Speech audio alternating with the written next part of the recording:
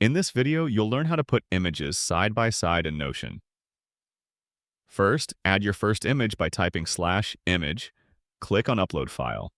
Then select your image and upload it. Repeat the same steps to upload your second image.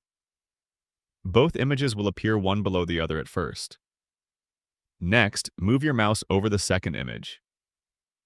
A small drag icon will appear in the top left corner. Click and drag the image to the right side of the first one. When a blue vertical line appears, release your mouse. The images will now be placed side by side.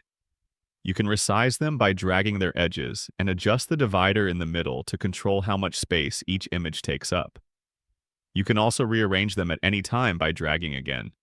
This gives you flexibility to create the exact layout you want. This is a simple way to create clean layouts, image comparisons, or galleries inside your Notion pages. It's a quick and effective method to make your page more organized and visually appealing. If this tutorial helped you, make sure to subscribe and check out more Notion tips on this channel.